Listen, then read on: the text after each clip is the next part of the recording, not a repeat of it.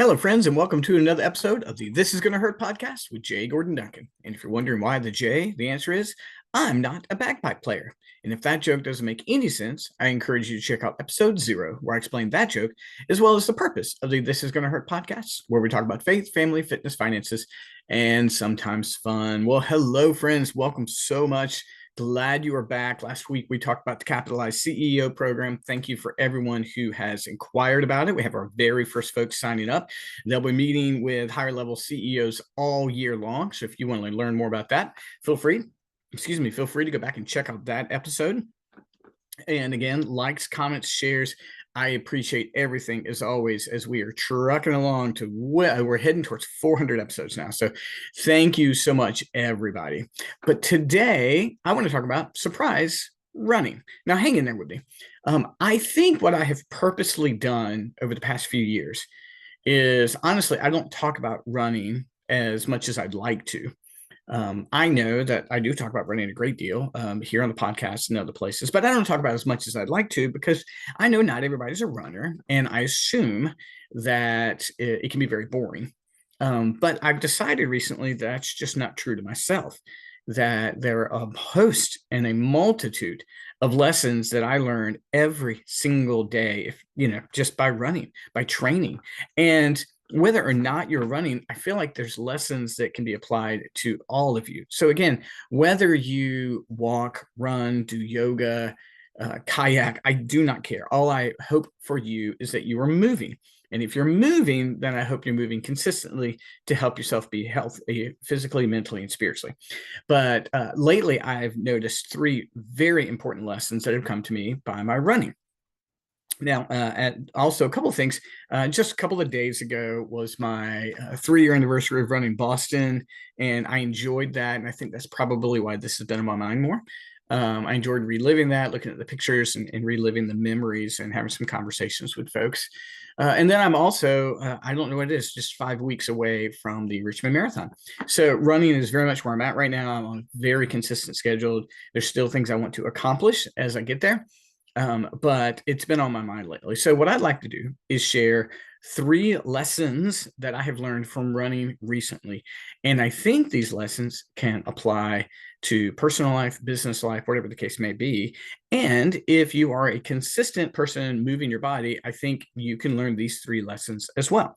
So let me get down to it. So number 1, what I've learned from running recently is that I don't ever get to stop. Here's what I mean.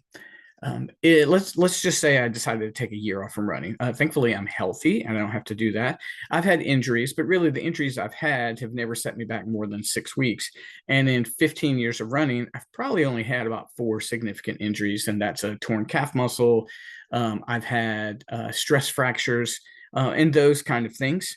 And I had that hamstring tendonitis at the beginning of the year that really set me back.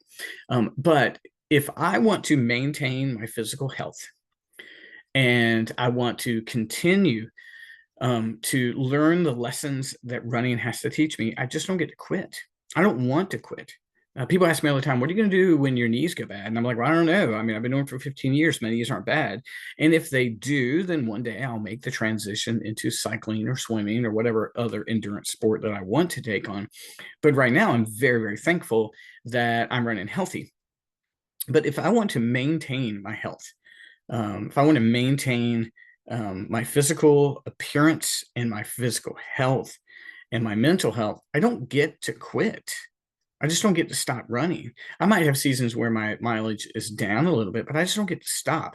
I honestly believe at this point in time, if I just stopped and took months off, I don't know if I would get back to where I am now. The injury at the beginning of the year has taken me 8 months to get back to where I was, honestly. And I've learned a great deal from it, but I don't get to quit. I just don't.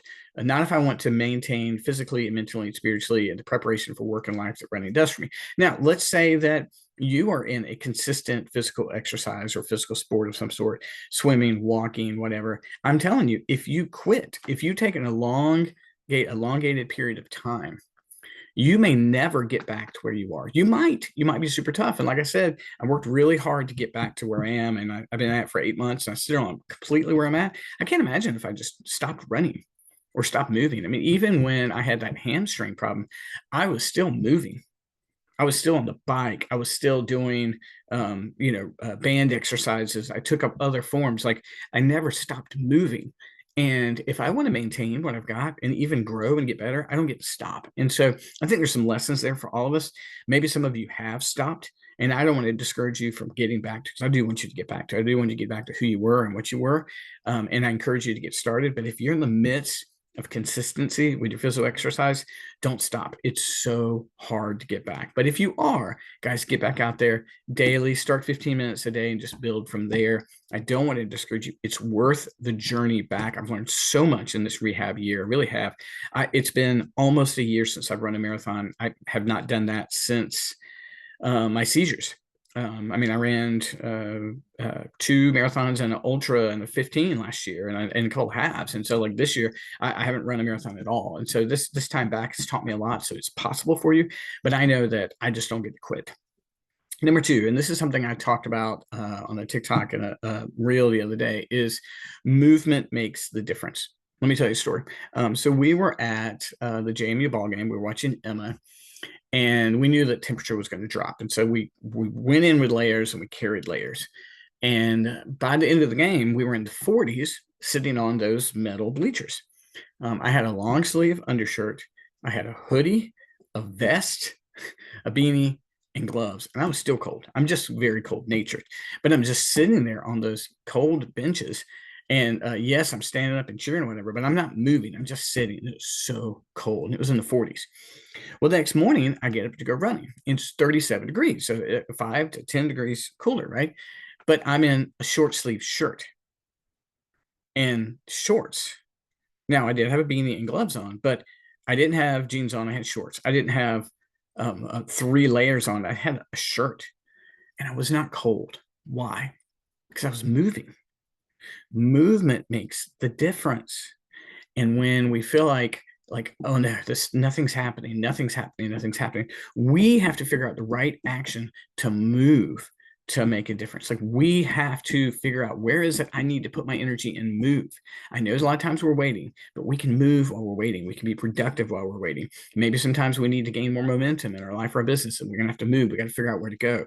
But I was amazed that 10 degrees difference, and I was not cold, and primarily because I was moving. So moving makes the difference. And then finally, today, motivation is intrinsic. Motivation is intrinsic. I was able to run the Sparkle on the Potomac 5K today for breast cancer support, and I wanted to go win it. And I've never won a 5K. I've won a 4-miler. I've actually won a marathon, and I've got like some second places under my belt, but I've never won a 5K. And I wanted to run at least a 21-minute 5K, which is, right around, 6:58, 7, something like that. So I'm down there, and I recognize that this is primarily a walking event, but there's some runners there. There's people who showed up to race this event. And I was like, well, okay, well, I mean, whoever's there, who's ever there, I don't control who's there on race day. And I took off, and I knew that within about a half mile early, I was like, I'm going to win this. No one is going to catch me today. My start was too great. I was averaging 6:28 at the start. And I was like, I just don't think it was going to catch up with me today. And then I thought, you don't have to push that hard. You don't have to push for that 21. You can just, you can lay off the gas. And I was like, I just thought to myself, just finish mile 1. Just finish mile 1. I got to mile 1. It was somewhere around 6:28, 6:30. And I was like, yeah. And then I hit a downhill, and I was like, why would I stop? I'm on a downhill. And I had traveled the course ahead of time to get used for it. And I knew that there was a turn somewhere around mile 2 that gave me 2 straightaways. And I just kept breaking up. I was like, don't give up. Like, don't give yourself an out. Keep, push hard, because there's no one cheering me. It's a very light crowd. There's no one in competition with me. I'm like, I don't want to give up. I don't. And so I crossed the finish line at a 6:29 pace. which is right around a 20-minute, 2015 5K. Really blown away. Best 5K I've had in like 4 or 5 years. Very thankful. But the only reason I was able to do it is because I wouldn't give myself an out. The motivation had to be intrinsic. I just didn't want to give myself a reason to quit. I was like, what am I going to do? Drive home and go, I could have run faster. And honestly, I probably could have run a little bit faster, but I know that I did 6:29 pace. I felt really good, felt healthy. Cross finish line, celebrated. Everybody, there was a crowd there. It was very kind to me at the end, but I knew that motivation was intrinsic. So those are the 3 lessons I'm learning right now. One, you just can't stop. You can't stop with your physical exercise, or you can't stop with your relationships, your business. You can't stop so hard to get started again. You can do it, but it's hard. Number 2, movement makes the difference. I was cold sitting in the stands at 40 something, but I was not cold when I was running in 37 degrees in shorts and short sleeves. Movement makes a difference. Same thing for your business and your relationships. If there's movement, you know that you're making progress. And then finally, discipline is intrinsic. I learned it when I had run that 5K essentially by myself, but the discipline to do it was 100% up to me. And guys, for you to succeed in your relationships and your business, the discipline's really got to come from you. It can't come from anyone else. So guys, I hope you've enjoyed this. Excuse me. I think I'm going to lean more into running podcasts. It's just where I'm at right now. It's that part of that faith, family, fitness part. I'm enjoying what I'm learning right now. I got a ways to go. Cheer me on. Send everything my way for those next 5 weeks to stay healthy with the marathon coming up. I don't think I'm running another race between now and then. Today was that tune-up. And guys, I can't wait to talk to you again next week. Thanks so much for tuning in, and we'll talk to you later. Thanks so much. Bye-bye.